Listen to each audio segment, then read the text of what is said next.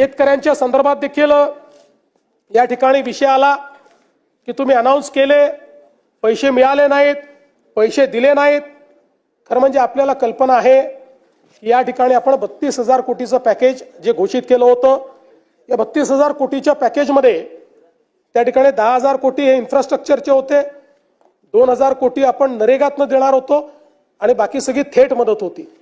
या संदर्भात मला आपल्याला सांगितलं पाहिजे की हे जे पॅकेज आहे याच्यामध्ये 3 हेक्टरची मर्यादा आपण ठेवली होती आणि 3 हेक्टरच्या मर्यादेत NDRFचे पैसे दिल्यानंतर देखील आपण रबीच्या हंगामाकरता 10,000 रुपये अतिरिक्त त्या ठिकाणी हेक्टरी देण्याचा निर्णय केला होता। या संदर्भात पशुपालकांना देखील पशुधन हानीसाठी आपण पैसे द्यायचं कबूल केलं होतं, त्याचे सगळे पैसे आपण दिलेले आहेत। नरेगाच्या अंतर्गत जे आपण म्हटलं होतं त्याची काम चालू आहेत, त्याच्याकरता पूर्ण पैसा आपल्याकडे उपलब्ध आहे।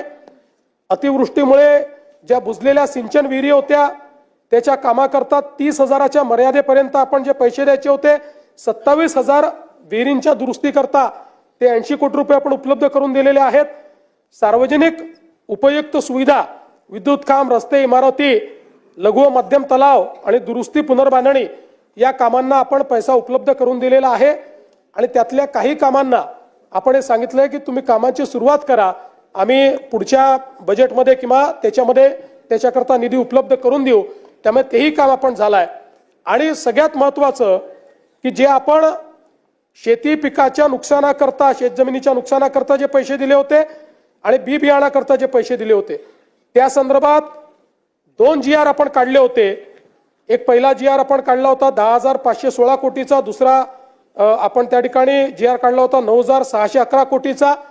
यापैकी आता थेट जी मदत आहे ती जवळपास 15,007 कोटी रुपये हे शेतकऱ्यांच्या प्रत्यक्ष खात्यामध्ये गेलेले आहेत।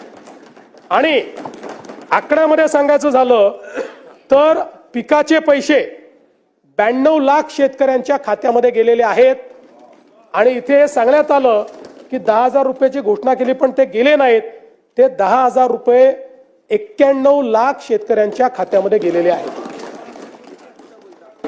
त्यामुळे या ठिकाणी ही जी काही मदत आपण केली होती त्या मदतीच्या अनुषंगाने निश्चितपणे आपण सगळी कारवाई जी आहे ती पूर्ण केली आहे। यासोबत राज्यामध्ये कापूस खरेदीच्या संदर्भात देखील एक प्रश्न निर्माण झाला होता। विशेषतः यावर्षी CCIने पहिल्यांदाच उत्पादकतेवर आधारित कापूस खरेदी करण्याचा निर्णय घेतला।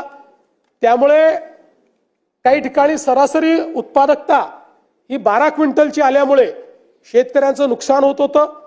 त्या संदर्भात आपण केंद्र सरकारलाही विनंती केली आणि केंद्र सरकारशी आपण त्या ठिकाणी चर्चा करून हा निर्णय केला की उत्पादकता पकडत असताना जी उत्पादकतेतली पहिली 3 जिल्हे त्या जिल्ह्याची जी सर्वाधिक उत्पादकता आहे त्याला सरासरी उत्पादकता पकडावी आणि त्या संदर्भातला निर्णय राज्य सरकारने घेतला आणि आता 1277 किलो प्रति हेक्टर सरासरी उत्पादकतेच्या ऐवजी 2368 किलो प्रति हेक्टर अशा पद्धतीनं आपण निर्णय केलेला आहे आणि आता ही जी खरेदी चाललेली आहे त्यामुळे कुठल्याही शेतकऱ्याचा कापूस जो आहे हा त्या ठिकाणी परत जाणार नाही अशा प्रकारची व्यवस्था ही आपण निश्चितपणे केली आहे। नानाजी देशमुख कृषी संजीवनी प्रकल्प टप्पा 2 याच्या कामाची सुरुवात झाली आहे। यावर्षी त्याकरता अर्थमंत्र्यांनी 351 कोटी रुपयाची तरतूद आपल्याला दिलेली आहे आणि त्यातनं मोठ्या प्रमाणात विदर्भ आणि मराठवाडा या 2 विभागातल्या शेतकऱ्यांकरता ही कृषी संजीवनीची योजना एक प्रकारे गेम चेंजिंग योजनेच्या पहिल्या टप्प्यातली गावं ही आपल्याला तिथे झालेलं ट्रान्सफॉर्मेशन पाहायला मिळत आहे आणि म्हणून आता दुसरा टप्पा चालू झालेला आहे आणि यातनं 3,000 गावांमध्ये शेतीशाळा घेऊन जवळपास 1300 गावात महिला शेतीशाळा घेण्यात आली आणि जवळपास 1,44,000 जे वैयक्तिक शेतकऱ्यांनी अर्ज वेगवेगळ्या योजनांकरता दिले होते त्यालाही पूर्णपणे मान्यता ही देण्यात आलेली आहे।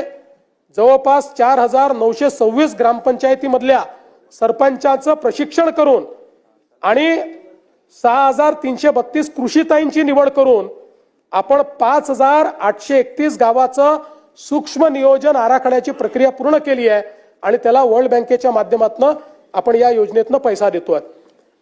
माननीय बाळासाहेब ठाकरे कृषी व्यवसाय व ग्रामीण परिवर्तन प्रकल्प स्मार्ट, या स्मार्ट प्रकल्पामध्ये 10,000 गावांमध्ये आपण त्या ठिकाणी ॲग्री बिझनेस हा विषय हातामध्ये घेतलेला आहे आणि त्यातनं त्या ठिकाणी जी काही कृषीची व्हॅल्यू चेन तयार करायची आहे, मूल्य साखळी तयार करायची आहे, त्याचा प्रयत्न आपण करतो.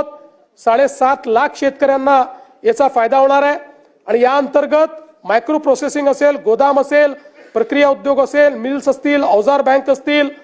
आणि मला सांगताना आनंद वाटतो की एकीकडे हा प्रकल्प आहे जागतिक बँकेचा आणि दुसरीकडे मॅग्नेट प्रकल्प आहे की ज्याच्यामध्ये आपण ॲग्री बिझनेसचा दुसरा प्रकल्प आहे ज्यात FPOला आपण ट्रेनिंग देतोय.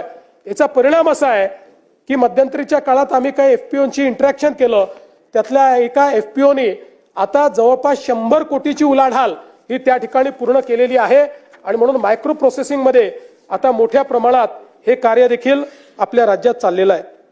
हे सगळं करत असताना आमच्या शेतकऱ्यांना त्या ठिकाणी मोफत वीज देण्याचा आपण निर्णय केला होता. मला सांगताना आनंद वाटतो की आपण राज्याच्या या योजनेकरता 26,681 कोटी रुपये हे खर्च करतो आहोत आणि शेतकऱ्यांना मोफत वीज देतो आहोत. म्हणजे जे 26,000 कोटी रुपये हे कदाचित त्यातले सगळे नाही पण पोर्शन हा शेतकऱ्यांकडून आपण घेतला असता, आज त्यांना मोफत वीज मिळते आहे आणि त्याकरता राज्य सरकारने पुढाकार घेतलाय. यासोबत आपल्याला कल्पना आहे की देशातला नव्हे तर एशियातला सगळ्यात मोठा डिस्ट्रीब्युटेड अशा प्रकारचा सौर वीज पुरवठ्याचा कार्यक्रम आपण हातामध्ये घेतला. 16,000 मेगावॅट आपण ऊर्जा निर्मिती करतोय. महाराष्ट्र पहिलं राज्य आहे. शेतकऱ्यांकरता वेगळी त्या ठिकाणी वीज पुरवठा कंपनी आपण तयार केलेली आहे. या कंपनीच्या अंतर्गत 16,000 मेगावॅट सौर ऊर्जा आपण निर्मित करतो आणि मला सांगताना आनंद वाटतो की याच्यामध्ये आतापर्यंत जवळपास 3,000 मेगावॅट तर पूर्ण झालेली आहे आणि वेगवेगळ्या स्टेजला असलेल्या ज्या काही आपल्या योजना आहेत त्याचा विचार केला तर यामध्ये या 16,000 मेगावॅट पैकी किमान 12 ते 13,000 मेगावॅट वीज ही आपण 2026च्या डिसेंबर पर्यंत त्या ठिकाणी तयार करू शकू. खरं तर पूर्ण 16,000 झाली असती पण मॉड्यूल्सच्या शॉर्टेजमुळे काही आपल्याला कालावधी त्या ठिकाणी लागतोय आणि जवळपास हे सगळे प्रकल्प जे आहेत यामुळे मोठ्या प्रमाणात फायदा होणार आहे. खरं तर यासोबत आपण जर बघितलं तर यातनं फायदा काय आहे, यातनं शेतकऱ्याला दिवसा वीज मिळणार आहे. वीज खरेदी मध्ये जो काही आपल्या वीज कंपनीला तर 8 रुपयांनी वीज खरेदी करावी लागायची आणि 8 रुपयांनी वीज खरेदी केल्यानंतर आपण ₹1.25 ₹1.5 घ्यायचो, आता तोही घेत नाही आपण. आता त्या खरेदीमध्ये आपल्या वीज वितरण कंपनीलाही 10,000 कोटी रुपयाची बचत होणार आहे. AT&C लॉसेस कमी होणार आहेत. शासनाची जी सबसिडी आहे क्रॉस सबसिडीतली त्याचं 5,500 कोटी रुपयाचं दादा त्याचंही बचत होणार आहे आणि सगळ्यात महत्वाचं कार्बन उत्सर्जनामध्ये मोठ्या प्रमाणात कपात होणार आहे. मी सहज एक थंब रूल पाहत होतो की 16,000 मेगावॅट कोळशाची जी ऊर्जा आहे या ऊर्जेनं जेवढं CO2 एमिशन होतं ते एमिशन जर आपल्याला मिटिगेट करायचं असेल तर किती झाडं लागतील. ते जर आपल्याला करायचं असेल 250 कोटी झाडं लावावी लागतील. आता या सौर ऊर्जेच्या कार्यक्रमामुळे 16,000 मेगावॅट जर आपण वीज तयार केली तर 250 कोटी झाडांचं मिटिगेशन हे आपण या योजनेच्या माध्यमातून करतोय. म्हणजे वेगळ्या पद्धतीनं 250 कोटी झाडं लावले असं आपण त्या ठिकाणी क्लेम करू शकतो. हा तर तिथे लावणारच आहोत. तर या दृष्टीने ही एक अत्यंत महत्वाची अशा प्रकारची योजना आहे आणि मला हेही सांगितलं पाहिजे की आज आपण ऊर्जा क्षेत्रामध्ये खूप वेगवेगळ्या प्रकारचे जे काही प्रयोग केले त्यामुळे गेल्या 2 वर्षामध्ये ऊर्जा क्षेत्रातले 21 पुरस्कार हे महाराष्ट्राला मिळालेले आहेत आणि सगळे प्रेस्टिजियस पुरस्कार आहेत. त्याची यादी माझ्याकडे आहे. सगळे इंटरनॅशनल आणि नॅशनल पातळीचे 21 पुरस्कार आपल्याला मिळालेले आहेत. मला सांगताना आनंद वाटतो की स्वातंत्र्यापासून तर 2022 पर्यंत 75 वर्षामध्ये आपली कॉन्ट्रॅक्च्युअल कॅपॅसिटी ही 37,000 मेगावॅटची होती आणि गेल्या 2 वर्षामध्ये आपण ऍडिशनल कॉन्ट्रॅक्च्युअल कॅपॅसिटी तयार केली आहे 45,000 मेगावॅटची। त्यामुळे 2030 मध्ये कारण आपल्याला $1 ट्रिलियन इकॉनॉमी तयार करायची असेल, 20 सगळ्यात महत्वाची आहे। आता 2030 साली आपल्याकडे जी क्षमता असेल कॉन्ट्रॅक्च्युअल स्थापित क्षमता जास्त असेल आपल्याला, आपण ज्याचा जी आपण विकत घेणार आहोत महाजेनको कडनं असेल किंवा इतर कडनं असेल, ती असणार आहे 82,000 मेगावॅट आणि या 82,000 मेगावॅट मध्ये 36,000 मेगावॅट ही हरित ऊर्जा असणार आहे। म्हणजे आपण 52% 2030 साली आपलं जे काही ऊर्जा आपली असेल ही त्या ठिकाणी हरित ऊर्जा असेल। आणि हे सगळं करत असताना कॉन्ट्रॅक्च्युअल कॅपॅसिटी मध्ये सगळ्यात कमी दर देशामध्ये हा महाराष्ट्राला मिळालाय। कृषी सौर ऊर्जीकरण ₹3.07, युटिलिटी स्तराचे मोठे सौर प्रकल्प ₹2.70, सौर आणि पवन hybrid ₹3.60, pump storage ₹3.20, battery storage ₹2.19 आणि 1500 मेगावॅट प्रति तास राऊंड द क्लॉक ही मिक्स जी काही ऊर्जा असते ती ₹4.60। म्हणजे आपण जर विचार केला तर आज आपल्याला अगदी आपण आपली महाजेनकोची जी ऊर्जा घेतो ती कुठे ₹6 पडते, कुठे ₹7 पडते, पण आता आपली ॲव्हरेज कॉस्ट जी आहे ही ₹3च्या दरम्यान या सगळ्या नवीन याच्यात आलेली आहे। आणि आपण जर बघितलं तर विशेषतः शेतकऱ्यांना आपण कृषी पंप सौर ऊर्जेवर देणं सुरू केलं आणि इतका प्रचंड प्रतिसाद हा शेतकऱ्यांनी या योजनेला दिलाय। कदाचित राज्याच्या लोकप्रिय योजनांमध्ये आपल्याला लाडक्या बहिणीनंतर याच योजनेचा नंबर लागेल, इतक्या मोठ्या प्रमाणात शेतकरी हा ऍक्सेप्ट करतायत। आणि याच्यामध्ये देशामध्ये PM कुसुम योजनेच्या अंतर्गत आपण मागेल त्याला सौर पंप ही स्कीम चालू केली होती। PM कुसुमच्या अंतर्गत देशामध्ये 11,90,000 पंप स्थापित झाले आहेत।